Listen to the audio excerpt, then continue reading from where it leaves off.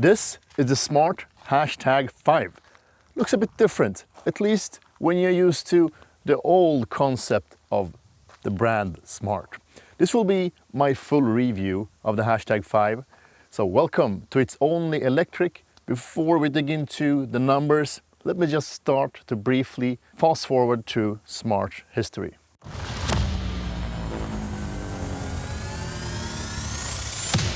It's only electric.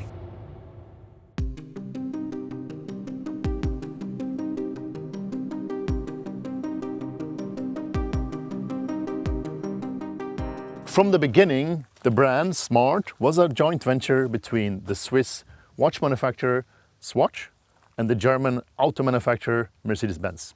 And the concept was to bring small, smart, hipster cars to the market. And since then, a lot has changed. So first off, the joint venture is today between the big Chinese car manufacturer Geely and Mercedes-Benz. And the strategy is to build future technology cars, so EVs, with a new premiumness, more of a modern premium take to the cars.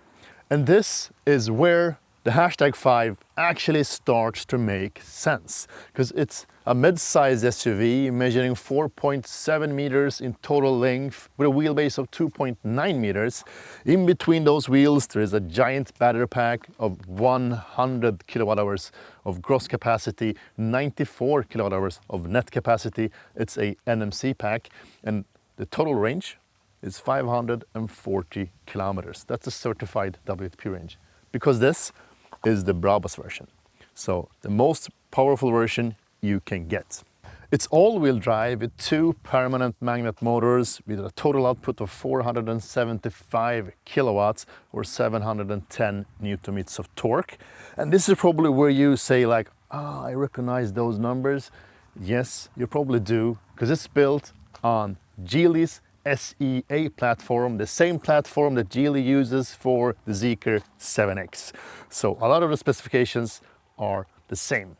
So 0 to 100 in 3.8 seconds, top speed 210 kilometers per hour. And when it comes to charging, you actually open the charge port from the opposite way, and it has a top speed capacity of 400 kilowatts, peak speed 10 to 80% in 18 minutes. It's a quick charger. It is not as quick as the Zeekr 7X though, because that tops out at 480 kilowatts if you can find the right charger for it.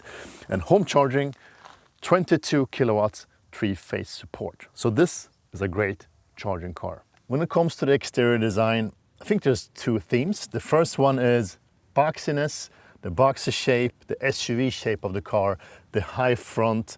Doesn't really give us that great aerodynamics, but it looks good. The second theme is oblong shapes. So let's start here. You see inside the headlight units, you have the daylight running lights, oblong shapes. You see these ones, oblong. The whole grille, same thing for the holes and indents inside the grille.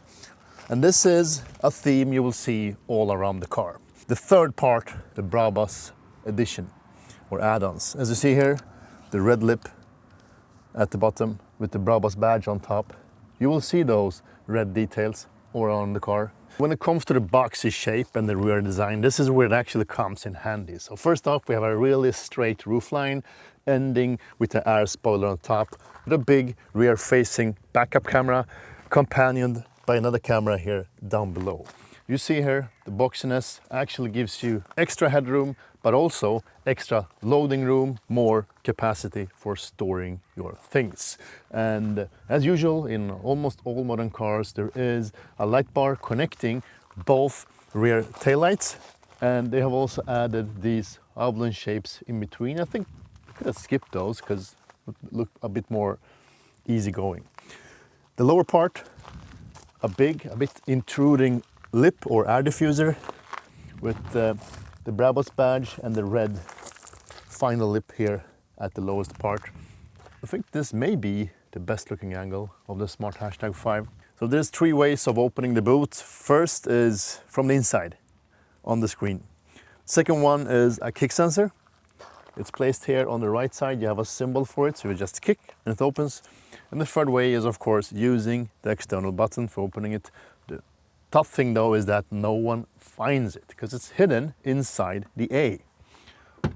As you see, works very good if you know where to find it. 630 liters of boot capacity in total. 100 of those is underneath this floor. You can easily lower it like this to gain that extra amount of storage. You also have a lot of opportunities to store like cables, etc. in this compartment. And as you see, split folding seats, 40-60, the ski latch in the middle. You also have this partial shelf divider. Works neat to fold the seats. You pull these levers, so manual latches for that, and it folds very flat, especially when you have the second floor on its highest position. It's totally flat and practical storage. That companioned with the 47 liters at the front or 72 liters in the front. If you go for the rear-wheel drive version, that's a lot. That's almost 700 liters of boot capacity. When it comes to towing, it can be equipped with a tow hitch. It's extra, of course, and it has a tow capacity of 1,600 kilograms. It's time to check out the back seat. And as always, I have adjusted the front seat off the my driver position, and I'm 6'4", so 193 centimeters tall. And as you see, there's plenty of space here. Let me close the door first. Frameless doors, makes a bit of a rattle when closing it. Now the seat is really reclined because it has electrified or comfort for reclining the seat. This is the most reclined level. I think it's like 12 or 13 degrees. It's a really comfortable level now, but let me straighten that up like that.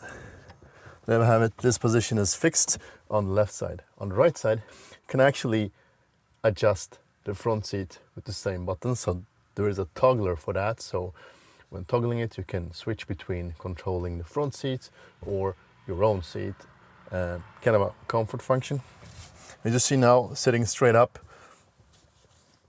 at least one fist of legroom before touching the front seat. Also plenty of space for my feet, squeezing it underneath the front seat too, even if it's in the lowest position. And as you see, headroom also great, partly because of its high or straight roofline or boxy shape. At least one fist of headroom. So great space here at the back for grown-ups and for tall people too. Double pane windows all around, both the windshield at the front, the two front windows and the two rear windows. So insulated glass promises us a good silent comfort inside the cabin. We will test the cabin noise level in the upcoming next video, where we actually will compare the Smart #5 with the Zeekr 7X. In the next episode of Brothers Comparing Cars. I will put the link up here when that one is available. A great back seat. I really appreciate the height of the rear bench. This is probably one of the better back seats ever tried. I think it's even a bit higher than in my 7X. So here at the midsection we have two manual air vents. There's no air vents in the B pillars, and there is no third climate zone. Two USB-C ports, one 60-watt port and one regular port. Some storage here for storing your phone whilst charging. And here in the middle we have the armrest. This one does not have the USB-C ports since you have it here at the front. You have two adaptive foldable or hidden cup holders. This one is a bit too high depending on the angle of the backrest, the same as in the 7X. A bit disappointing feature. Material wise, this is the Brabus seats, so kind of a microfiber suede combined with this fake leather. So a two-tone or two material setup. I like them, especially together with this red belts, safety belts. Kind of pops and gives the interior a bit of life. You also have the Alcantara top, the black roof line and soft touch materials in the doors. Also cushioned armrest at the doors. As for all new cars almost, it's always a hassle to explain to people how to open their doors. Because this one isn't that obvious. People are like trying to pull these ones or opening and closing the window until they find this trumpet-shaped round button for opening the door. Doesn't have any automatic doors as the Zeekr 7X has. That's not an option, at least not in Europe. Maybe later on. Probably you can get it with automatic doors in China. This is a nice feature, more kind of an airplane feel and design of the reading light. You can adjust it and angle it towards you, towards what you're reading. So this is convenient. It's a touch controlled light. You have a microphone for the speakerphone, but also for controlling the voice assistant in all 4 positions. You have individual headrests in all 3 positions. That's convenient. You can adjust them height-wise, not depth-wise, but they are cushioned and well positioned. If you ask me, you have a giant glass roof with a sun curtain that can shade out both the heat and the cold, because it's a fairly transparent glass. So in hot weather you will not be able to have it open, because you really feel the heat in the cabin, and the AC will really struggle to keep the cabin cool. I think the same thing goes during wintertime, because it will let in a lot of cold air. So keep that in mind. But the shade is really thick. In the front, we immediately see some of the Brabus details. For instance, the red line going through the whole oblong shape here at the front. You also see the steering wheel does have Alcantara finish at the outer side. So this is kind of the sport steering wheel for the Smart #5. Otherwise, you have this carbon fiber look inlays in the doors, but also here at its mid segment. You also get the sports seats, or the sports setup, where you get this microfiber suede as in the back mixed with the leatherette. So kind of a half and half setup. The seats here at the front are heated and ventilated. I didn't say that, but at the back you also have the 2 outer positions heated, controllable from the rear directly. And I like the seats. What I miss though is extendable thigh support. Otherwise I think they are nice. They are not sporty though, so don't expect any sport feeling to the seats. I mean, first off, the side bolstering is represented, but it's not that tight, and the seating position is fairly flat. Even if it gives you a good support and a great feeling, sport driving on a track, for instance, will not really keep you in place. You will wobble back and forth in the seats. The steering wheel layout is really nice. First off, you have the steering wheel is really nice. I like the layout of it and the size of the steering wheel. And you have a illuminated Brabus logotype here at the lower part. You have this inside stitching, and the controls is really easy to learn because you have physical separated buttons on each side. To the left, you have all the controls for the autopilot or the self-driving capabilities. You don't use the gear selector anymore on the Smart #5 as you do in the Zeekr 7X. You activate and deactivate everything from the left side. To the right, you have a shortcut which you can configure. If you long press it, you have a couple of options for that one. And otherwise, you have all the media controls, but also some of the instrument cluster controls on the right side. You also have on the left side a button dedicated for toggling the left side view of the instrument cluster. And whilst talking about the instrument cluster, we have a 10.3-inch digital instrument cluster. On top of that, a 26-inch head-up display. And here, as you see, you have a dual screen setup. This is extra. Normally you only get this 13-inch central media screen, 2.5K. And now also on the Brabus edition, you get a second screen for the passenger, same setup, so 13-inch, 2.5K. It's powered by AMD V2000 chipset, so it's a newer chipset with some decent amount of power to power all the software and screens in the car. Manual air ventilations below that, and this mid-console is kind of a floating mid-console with plenty of storage underneath in 2 levels actually, a 12-volt outlet and 2 USB-C ports.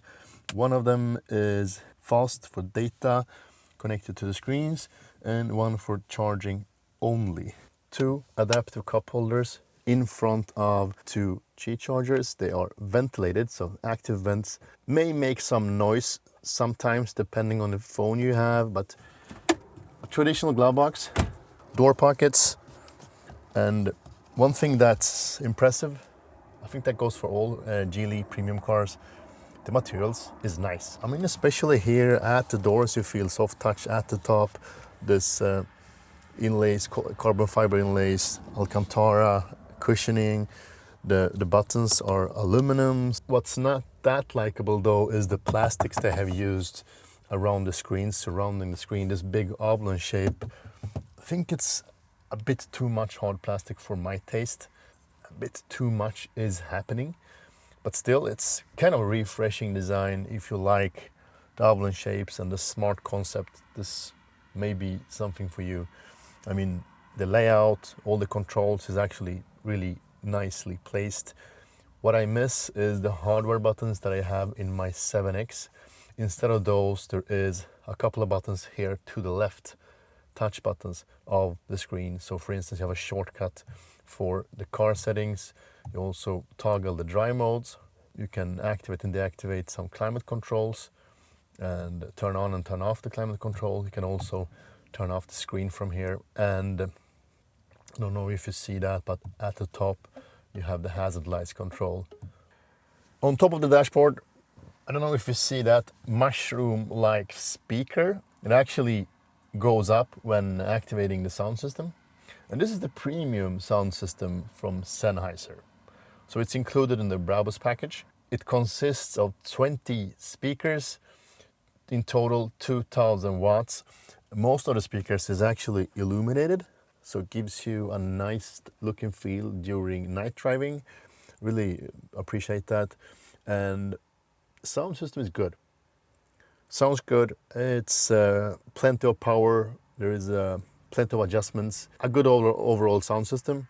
What's a bit disappointing though, I don't know if this is connected to this specific car, but when you crank up the volume, there is some miss sounds actually, some vibrations. Not from the sound system itself or as such, but from the interior. So there is some rattling and miss sounds going on. I think it's from the doors, and it comes from all four doors actually. So maybe something specific with this car, I don't know. But a nice sound system, and I would really recommend you to go for the Sennheiser sound system, because I think it's worth it. So the hashtag 5 comes with the support of wireless Android Auto, as you see here, but also wireless Apple CarPlay, good integrated navigation that shows you both navigation here on the central screen, in the instrument cluster, but also instructions in the head-up display. They call it kind of an augmented reality head-up display. I don't really see those augmented things. It's not really on par with the head-up displays from, for instance, Audi or Volkswagen or BMW. They are a notch up when it comes to augmented reality, and Mercedes-Benz also. But it's a good system. I mean, it's a clear and crisp, and you get all the information you actually need. The software, I think it's pretty stable. You have a lot of features. For instance, when you look at smart modes, you have all the smart modes you need. For instance, camp mode, car wash mode, rest mode, entertainment mode, pet mode, if you keep anyone in the car, energize mode, Eco Plus mode. So you have a lot of different software playings here for optimizing your experience with the car. I have experienced some bugs. In some concerns, I think it's more stable or have less bugs than my 7X currently, but it still has some, most connected to the sound system. So for instance, now when I use Android Auto in combination with the car, it seems to struggle with the volume control. So the central speaker doesn't always pop up. For instance, another thing is that I can't really adjust the volume. It plays very low, kind of like limits the output somehow to like 1/5 of the total volume. So that's really annoying. But when I restart the car or disconnect and reconnect the phone, it starts to work again. So it can be related to Android Auto I'm not sure, but I'm not experiencing the same issue in my 7X. It's time to take the hashtag 5 for a drive. Toggle the gears with the gear selector here on the right side of the steering wheel, and to the left you have a normal signal and switch or stock and control of the windshield wipers. One big difference to the 7X with the privilege trim is that you get air suspension on that car. The Brabus or the hashtag 5 is currently not possible to get with air suspension. So it's running on traditional steel coils and dampers, no active dampers, just passive, and that's what you get. I'm not sure if the Brabus version comes with stiffer suspension, but just to try it a bit leaning, bit of a body roll, but not too much actually. I think the setup, after I've driving it for a couple of days, is good. I think it's a nice suspension. It is really not too stiff, and don't expect to get an extremely sporty feel to the car, because even if it's very powerful, it's more of a highway car. It's more leaning towards comfort than performance, at least when it comes to the suspension setup. That, by the way, is the blinkers. The signaling sound can be a bit annoying, so now it's running on the lowest volume. If you crank it up to medium or high, it will be too high and too prominent, and everyone will keep asking you what that sound or noise is, because no one understands that this sound is a sound of the signaling, because it's also depending on the side you're blinking at. So if you are signaling to the right, you will hear the sound from the right speaker and vice versa. So it's adaptive and dependent on where you are going. With that said, we have a couple of different dry modes, but before we walk through the dry modes, I will do a short test drive on some potholes and gravel, so some rough roads, to test the cabin noise and also the comfort of the suspension. Here we have it. I mean, I think the suspension behaves as expected.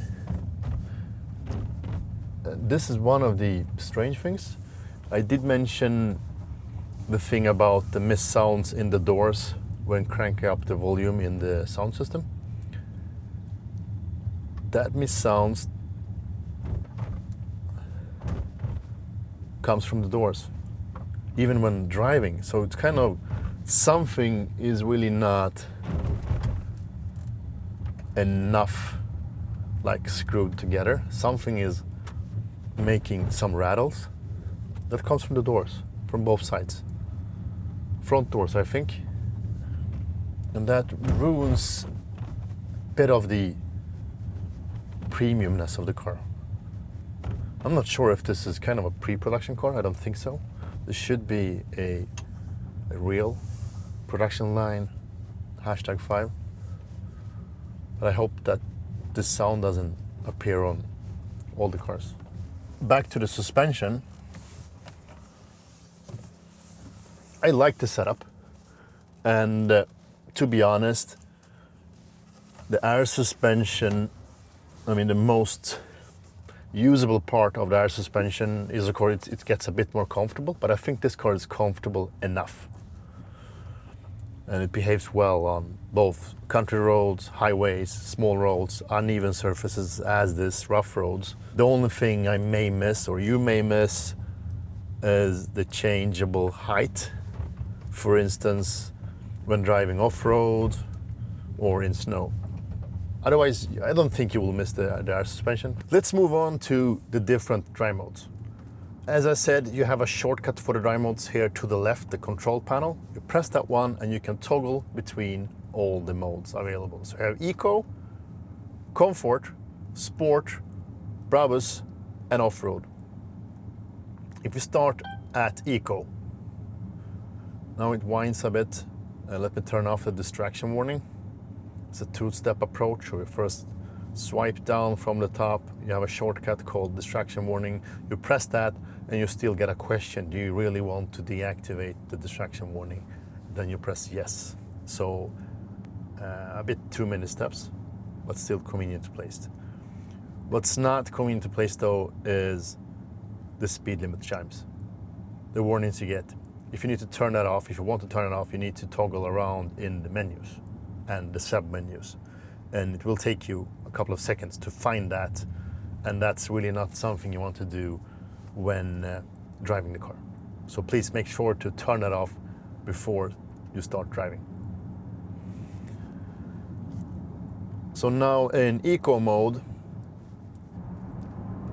feels like you get only half of the power, probably only driving on the rear wheels. Feels like that, and it's slowly building up the power. Kind of progressive build up, and it really feels sluggish and slow. It's probably the same way the rear wheel diversion feels. And if we press that again and move over to comfort, you get higher output, but still kind of the same tame acceleration curve. So it like gives you the power and powers up really slow. That will really make it more comfortable for your passengers. So that's a good way. If you're new to EVs, comfort may be a good thing for you. You don't need to be as granular on your right foot. If you toggle over to sport, yes, there's 2 levels on the accelerator that I just noticed. So first you press it. That's the speed limit chimes, by the way. I'm gonna turn those off. I press settings, vehicle settings, or driving assist. I need to stop here, and assistance, the sub menu. Then you scroll down and deactivate something called active speed limit warning. It's under the traffic sign information. Press deactivate and then confirm. So now it's off and will stop beeping at me. You have 2 levels of the accelerator. First you press it and it kind of hits a stop. And after you hit that level, you can force it a little bit more. And then you get this more aggressive kind of acceleration. And you get all the outputs. And in sport mode, it feels quick. Gets a bit more fun to drive. And if you look at the settings, what it actually does is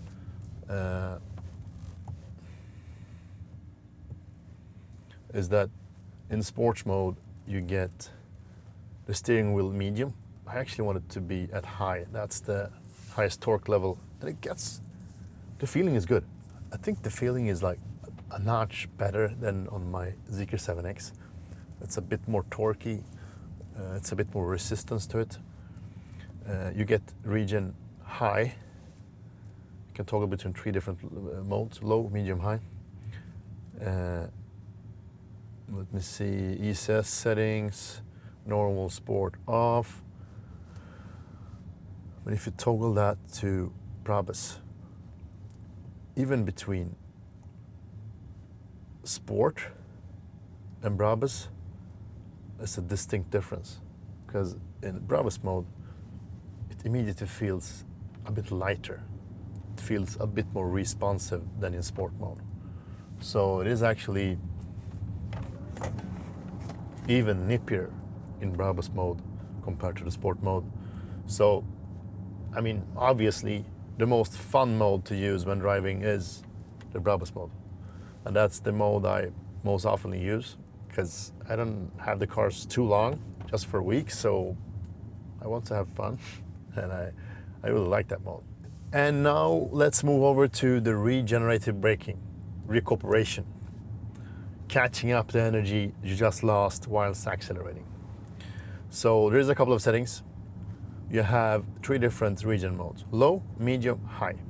Low is almost like coasting, but since you have permanent magnet motors on both axles, you will always have kind of a very low resistance. so you don't get that really coasty feeling. You have medium, more aggressive, and you have high. If you put it to high, it doesn't really come to a full stop because there is another setting for that, but it gives you more region. So if you scroll down further, there is something called S pedal, and you really need to activate that, and then it disables the regen mode.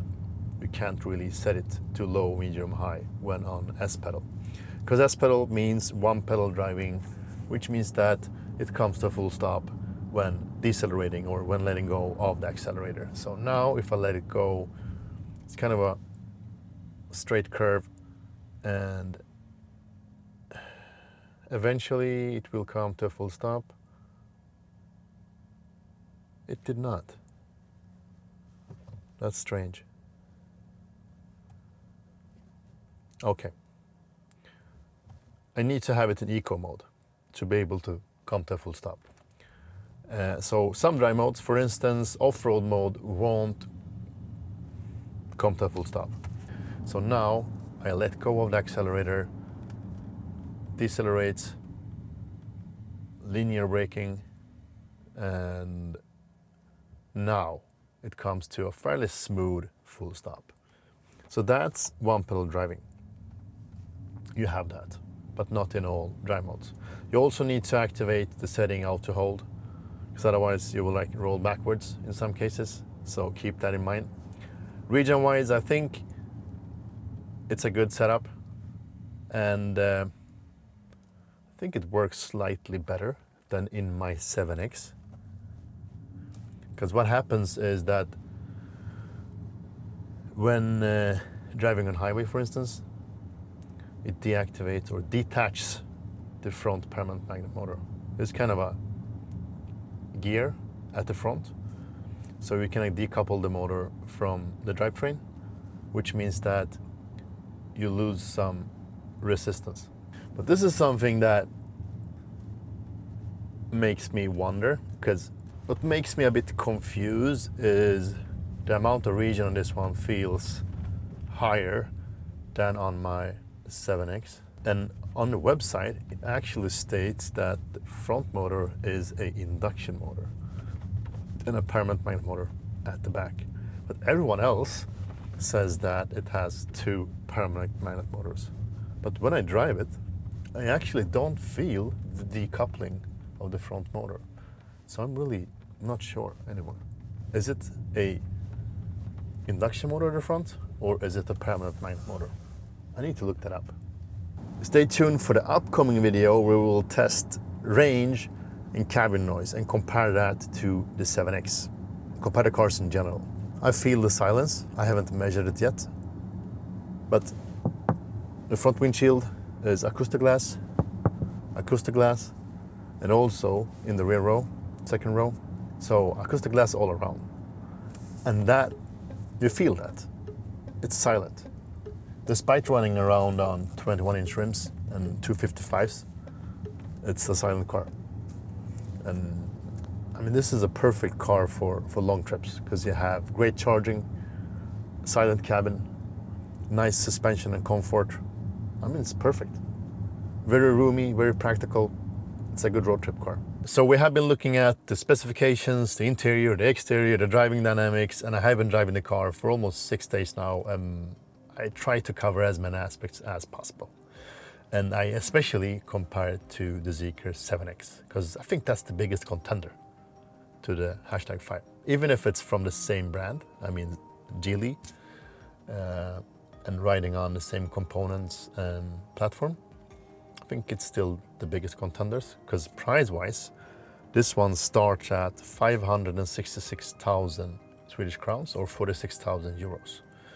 And that's for the standard range version, the LFP battery pack of 75 kilowatt hours gross capacity and rear wheel drive. This one, the Brabus version, all-wheel drive with all the equipment as a standard in the Brabus version, it costs 716,000 Swedish crowns or 61,000 euros. That's a good price. Even if it's a big difference between the entry level and this, I still think 61,000 or 716,000 Swedish crowns is a bargain for what you get. But it's not as cheap as the Zeekr 7X. I think the Zeekr 7X is a notch up when it comes to interior touch and feel and materials, but also when it comes to equipment, because you have things like the automatic doors, the massage seats. You also have a powered steering wheel that you don't have on this one. This is manual, so you need to adjust it manually. That's a bit strange or odd for such an expensive car or a premium car. So that should be included. But other than that, I think this is a great car. I mean, you get a lot of practicality. First off, it's not a super big car, but the interior is amazing for the exterior size of the car. I mean, the boot capacity, so good. The back seat, amazing. I mean, even for tall grown-ups, you won't have any problem at all sitting in the back seat. Nice sound system, decent comfort. I like the suspension, even if it's just passive. I think it's a comfortable ride, and it's silent. It's a silent car. The most annoying thing though is all the rattling. I really don't get where the rattling comes from, but my biggest or best guess is the handles. There's something vibrating and giving me missed sounds in all four doors. And I hope that's only for this specific car and that it's kind of a pre-production issue. I hope so, but I'm not sure. Please, if you have a #5, please let me know in the comments. Do you experience the same annoying rattling or not? Other than that, I think this is a perfect car. If you are happy with the exterior, if you like the bit of an odd looking exterior, or maybe you should call it charismatic, because it's a bit more fun than the Zeekr 7X. The Zeekr 7X is a bit more dull maybe, or a bit more classically shaped. This adds to the practicality over the 7X. I mean, that's just my thoughts. Still one of the best bargains on the market currently. And that's all for today. I hope you enjoyed this video, and if you did that, please subscribe to the channel, like the video, hype the video, and engage into the comment section. Please ask me questions, share your thoughts about the #5. And most importantly, stay electric. Thank you for watching. Speak to you soon.